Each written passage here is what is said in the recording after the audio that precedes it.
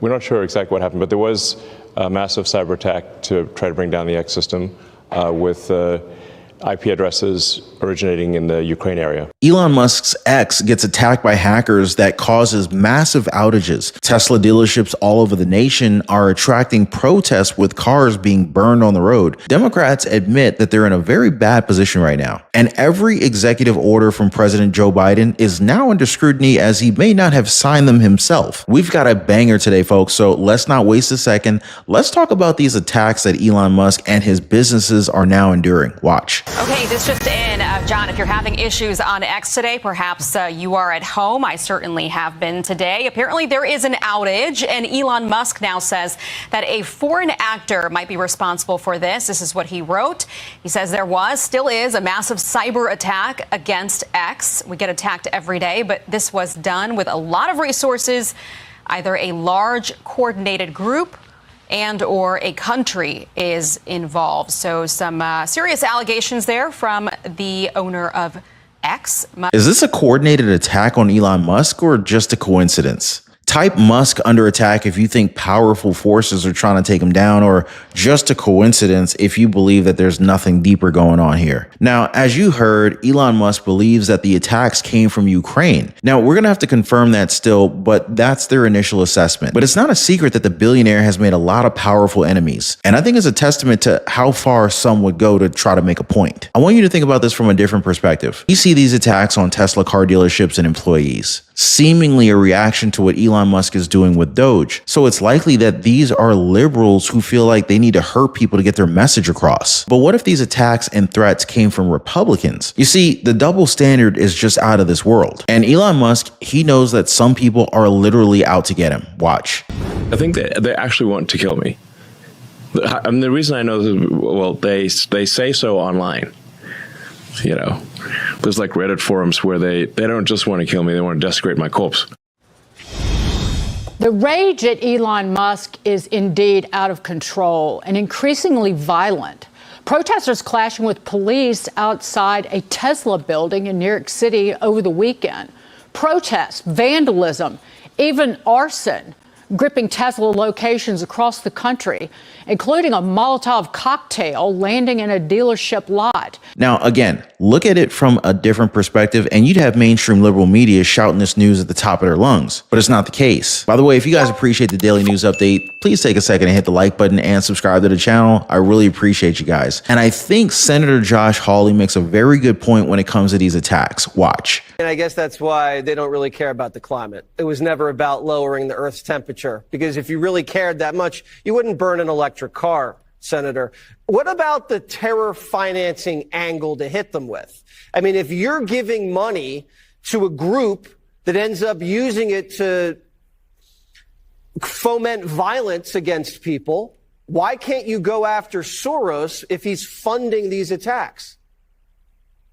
Oh, we absolutely should. We should absolutely follow the money, and it ought to be traced all the way back to its source. And this is why I say, Jesse, the left has gotten by with this for years. This is a great project for the Department of Justice, and they ought to look at all of it. Who's funding these attacks? Who's funding the campus protests? Which, by the way, all of these campus protests, they're all organized, they're coordinated, they're funded. We ought to blow the lid off of that as well. Who was funding the protests in front of the justices' homes, which nearly led to justices being assassinated, Supreme Court justices I'm talking about? The left's been funding all of this stuff. They ought to be accountable for all of it. I love the fact that Kash Patel and Pam Bondi are all about transparency. Let's get some transparency on this dark money that is literally dangerous for the American people. Democrats that supposedly love green energy are burning electric vehicles. So it was never about the environment. They supported the cause because it was being peddled by their Democratic leaders. But here's the best part, guys. Some Democrats admit that they're in deep waters right now, and they're resorting to foul language to try and tell the American people that they mean business. Look, man, we're screwed. I mean, we don't know. No, Democrats don't know what to do. This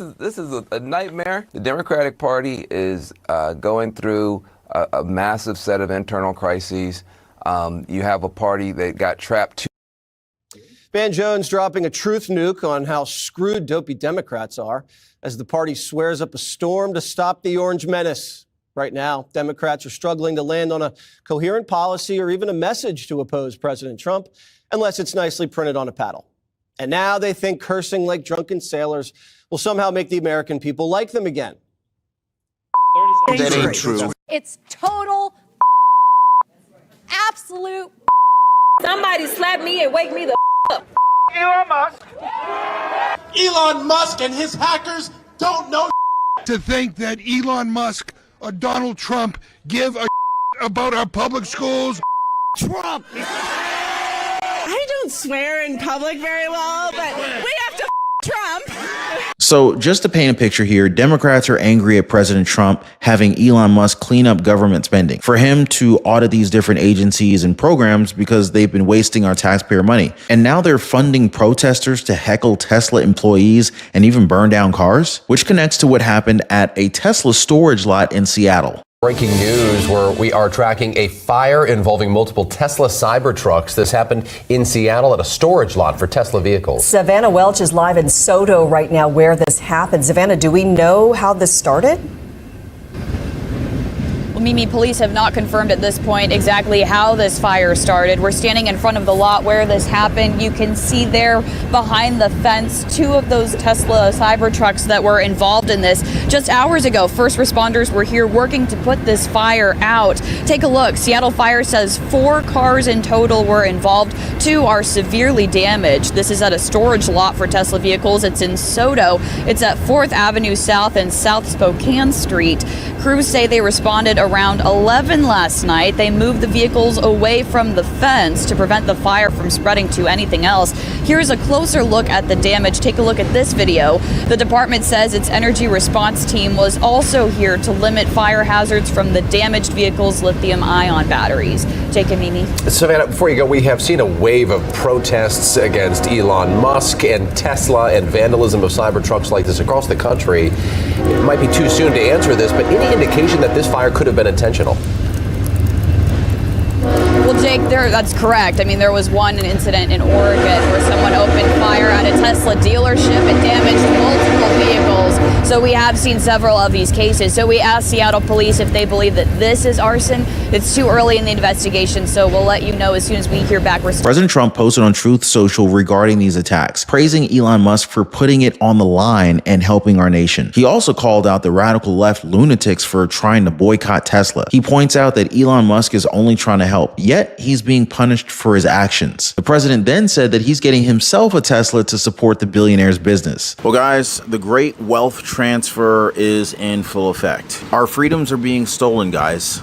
Credit card companies are out to get us. And if you don't understand the game, well, you end up getting played by the game. Now, if you're anything like me, guys, you know, you were probably out of shape, maybe in debt, living paycheck to paycheck, and just feeling like the system is just completely taking advantage of you.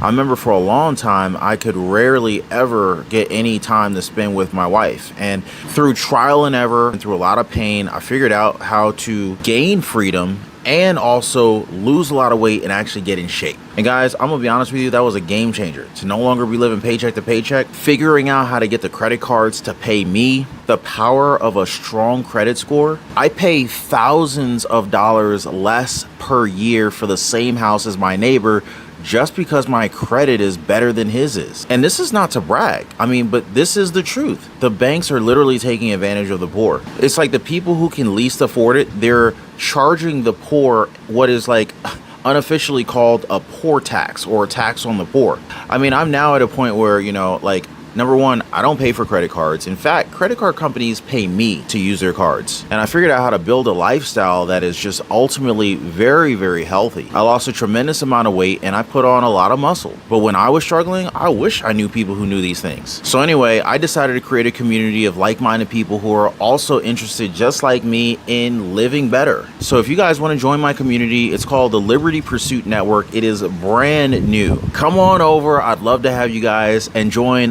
like-minded people. Be positively motivated by others who are also on the same pursuit. So I'm going to leave a link for you guys so you can join me over on the Life Pursuit Network in the description down below this video. So check it out, guys, and let's not be a victim of this great wealth transfer that is taking place right now. And moving on, guys, Democrats just cannot get a break as former President Joe Biden may have just been exposed. Do any of you remember when he and House Speaker Mike Johnson had a talk behind closed doors? We're sitting right next to the fireplace in the Oval, and he grabs my arm and he says, "The Speaker and I just need a couple minutes together. Would y'all just leave us alone?" And I looked up on the faces of some of the staff standing around the wall, and they're like, "Oh, no, he did it." So he called it. He's the commander-in-chief. So everybody leaves, and he and I are standing awkwardly in the middle of the Oval Office, right over the rug by that coffee table.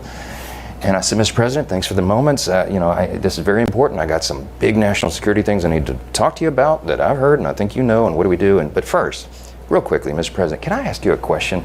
I cannot answer this from my constituents in Louisiana. Sir, why did you pause LNG exports to Europe? Like, I don't understand, liquefied natural gas is in great demand by our allies. Why would you do that? Because you understand, we just talked about Ukraine. You understand you're fueling Vladimir Putin's war machine because they got to get their gas from him, And he looks at me stunned with this, and he said, I didn't do that. And I said, Mr. President, yes, you did. It was an executive order, 3 weeks ago. And he goes, "No, I didn't do that." And he's arguing with me. I said, "Mr. President, respectfully, could I go out here and ask your secretary to print it out? We'll read it together. You definitely did that." And he goes, "Oh, you talk about natural gas." "Yes, sir." He said, No, you misunderstand." He said, "What I did is I signed this thing we're gonna conduct a study on the effects of LNG." I said, "No, you're not, sir. You paused it. I know. I have the export terminals in my state. I talked to those people this morning. This is doing massive damage to our economy, national security." It occurred to me, Barry, he was not lying to me. He genuinely did not know what he had signed. And I walked out of that meeting with fear and loathing because I thought, we're in serious trouble. Who is running the country? I don't know who put the paper in front of him, but he didn't know. The problem is that multiple executive orders from former President Joe Biden had the same exact autopen signature, meaning that there were probably instances where he didn't know what he was signing. Or even worse, there could have been some orders where he had absolutely no clue that his signature was used. Missouri Attorney General Andrew Bailey believes that an investigation is needed. What do you guys think? And that these executive orders need to be considered unconstitutional since the president at the time didn't know what he was signing. So here's my question. Do you guys think these executive orders from Joe Biden need to be reversed? Now, I want to point you in the right direction when it comes to what Doge has been finding, okay? I covered this in a recent live stream, and let me tell you guys, they are finding some extremely wasteful spending. Make sure to check that out because you deserve to know where your taxpayer money is going. As always, thanks for hitting the like button and subscribing. We'll see you guys next time.